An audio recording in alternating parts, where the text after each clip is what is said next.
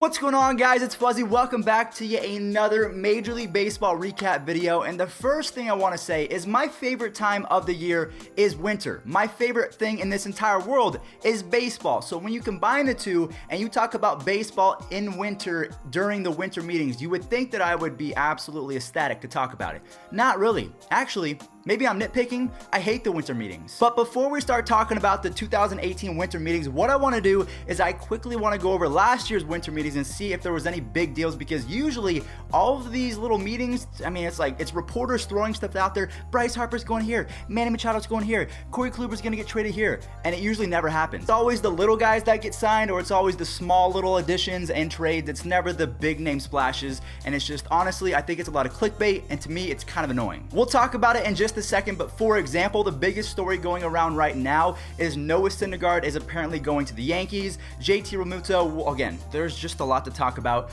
but let's quickly go over 2017 and their winter meetings and see if anything crazy happened. All right, guys, so what I'm going to do is I'm going to read off all of the trades and the signings from last year in 2017. So the Angels acquired Ian Kinsler.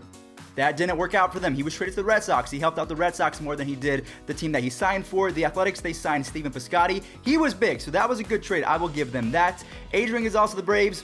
No one cares about. Matt Kemp went to the Dodgers. He didn't really help out too much. I mean, he had a great season, but in the postseason, not the same guy. And the Mariners acquired Sean Armstrong. Big trade from them.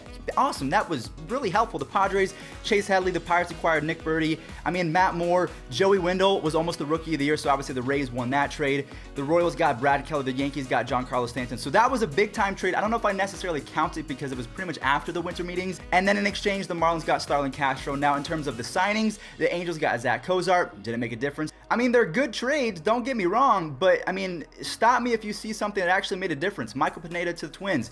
CC Sabathia signed a deal with the Yankees. I mean, nothing happened last year that really played effect on who won the World Series or who made the playoffs this year in 2018. That's why I hate this. And every time that they come out with the report that this big name player, this superstar is about to be traded in a mega deal, it never happens. It absolutely never happens. Everyone said that the Mets were going to keep Matt Harvey last year. What happened? He was traded to the Reds. It's one of those things where I'm getting so sick of waking up every single morning, getting super excited as if Christmas came early. Okay, Christmas is in 2 weeks.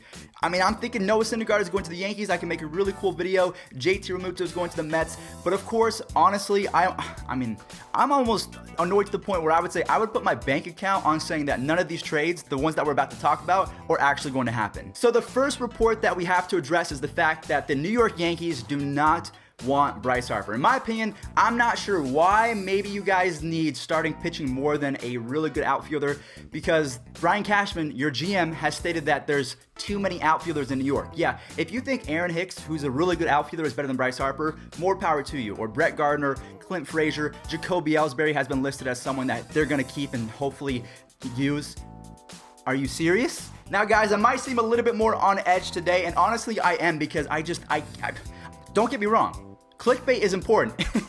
Okay, I'm a YouTuber. I understand it. I've been in the scene before. I'm currently still in the scene, so I understand that clicks drive revenue. It drives your professionalism in terms of getting people to your account so you can get more tweets and likes and all that different stuff. I get it. It makes sense. But for Brian Cashman to come out and say that the Yankees do not need an outfielder, to me, it doesn't make sense. I mean, I'm going to take him at face value because Brian Cashman usually is a man of his words. I don't really understand it. Also, one more thing that has come out from the winter meetings is the fact that Mike Rizzo, the general manager for the Nationals, has come out and said they have not closed the door on Bryce Harper. So I'm going to roll the tape real quick so you guys can kind of tell. It's not a fake report. This is actually the GM for the Nationals. So you guys can kind of decide what you think is real and what not in the comment section down below. We haven't closed the door on Harp. He's near and dear to my heart personally and professionally. He's a great player.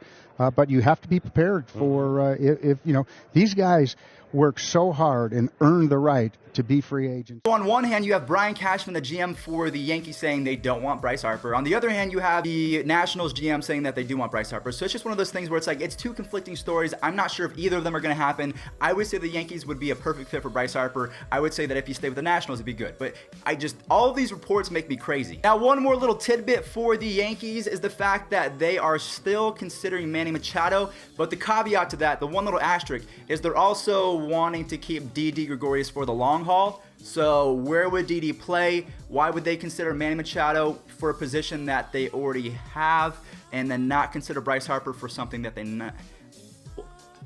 My brain. In my opinion, if they sign Manny Machado, they're filling a hole that they don't need to fill, as opposed to if you trade for someone like Corey Kluber or Trevor Bauer or someone like Bryce Harper who you can sign for and not give up anyone. Now, I'm going to use that as the perfect segue for bringing up our next topic in terms of giving people up. So the Yankees right now are in discussion to try and trade for Noah Syndergaard. If they get Noah Syndergaard, the Yankees, and if they can somehow pull off another trade to get one more outfielder and maybe sign Chad Green and David Robertson and get all of their bullpen guys back, maybe even Zach Britton, the Yankees are going to be insanely scary. And I know that you guys out there are freaking out because if you're a Mets fan and if you trade Noah Syndergaard, your prized possession other than Jacob deGrom, if you send him to the Yankees, oh, the baseball world is going to cave in, okay? It will be apocalyptic, I guarantee it. Giraffe Nick Mark, if you guys are not subscribed to him, he will come out with, whew, that's going to be an entertaining video. But if he goes to the Yankees, I'll squeal. Now, in that same breath, the only way that Noah Syndergaard is going to be able to go to the Yankees is if the JT Realmuto trade also goes through, because the Mets, they are looking for a catcher. So the only way that they will part with Syndergaard is if they get something in return.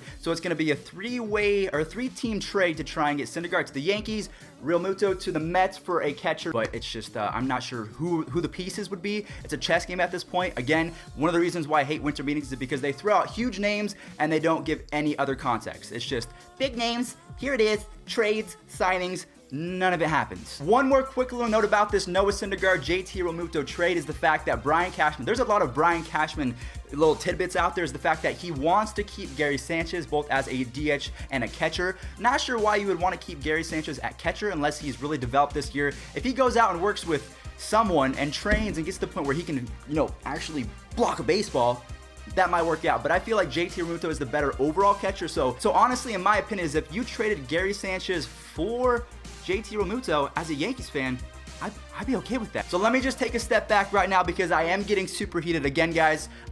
These winter meetings, we've talked about the 2017 winter meetings. There was so many rumors that went down and almost none of them came true. It was all just little signings. Marcell Ozuna to the Cardinals, and then Stephen Piscotty to the A's. So not much happened last year and there was a ton of reports. So I feel like it's going to be the same thing in 2018. I'll be honest, I wasn't the biggest baseball offseason fan last year, but now that I'm on YouTube and it's my job to report on these things, I'm much more involved. My friend Dawson Wright, he also has a YouTube channel. He is currently at the winter meetings as well. He's doing a great job with reporting, but I'm just not cool with just throwing things out there to try and stir up a lot of things, because usually, again, the big names don't go anywhere. So the last somewhat big thing that we have to talk about is Corey Kluber is still being discussed as a potential trade candidate. Now, whether it's going to be the Dodgers, whether it's going to be, I've heard the Padres today. Not sure why that's happening. Or the Dodgers. I would say the Dodgers is the best bet because they have an outfield prospect to trade back, which is what we're looking for. The Yankees, they're trying to hold on to all their outfield pieces. I'm not sure why. They traded for Clint Frazier,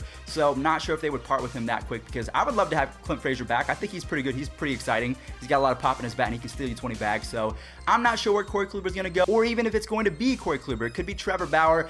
I'm an Indians fan. I would probably keep Bauer just because of his age. He had a 2.22 ERA or something like that. He almost won a Cy Young. If he didn't get hit in the ankle and sprain it or break it, whatever happened, he probably does win the Cy Young. That's just my opinion. Don't hate me for saying that. But yeah, between Noah Syndergaard, JT Realmuto, Corey Kluber, Trevor Bauer, Bryce Harper news, Manny Machado news, I'm just worn out because nothing's happening. The winter meetings is just a tease, and it's gosh. So the last little things that we have to talk about is the fact that the Braves, the Reds, and the Phillies are all interested in Dallas Keuchel. I'm not sure why the Reds would be. I mean, they do have a good offense, but the Reds are also reporting on trading Scooter Gennett, but then that report was put down saying that they're not trying to trade Scooter Gennett again. It just backs up my notion that I hate the winter meetings. It's just so many rumors that just don't pan out. But if the Reds get him, cool. I would say the best bet for Dallas Keuchel is to go to the Braves and join the likes of Mike Fultonowicz, or however you say his last name. I'm probably going to get butchered for that. But speaking of the Braves, or maybe the Phillies, I would say the Phillies and the Braves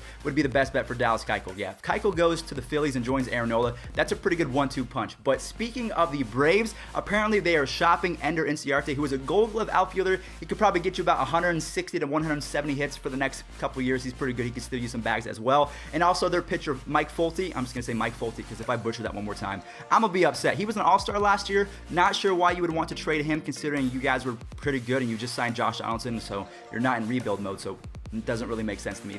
But again, winter meetings for you. And then the last thing that we have to discuss is a Japanese pitcher by the name of, let me look at this because I don't want to mess it up. Yusi Kichuchi. Probably still messed it up, even though I'm looking straight at the name. Apparently, the Mariners are going after him as well as the Yankees. They have extensively scouted him.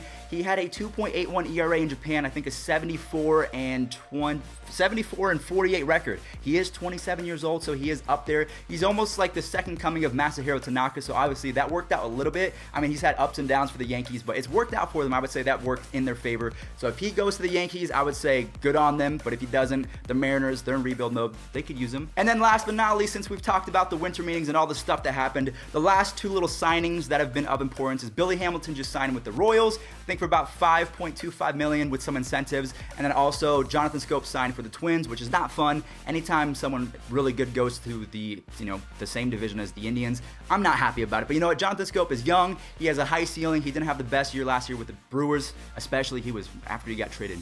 He was kind of a bum. But you know what?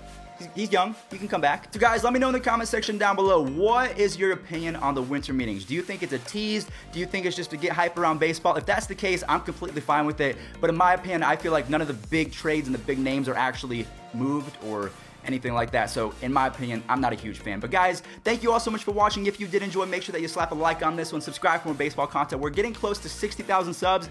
That's going to be the goal for the end of this year. Hopefully we can hit that before this year closes. But yeah, kind of a rant today. We kind of went on a tangent, but you know what?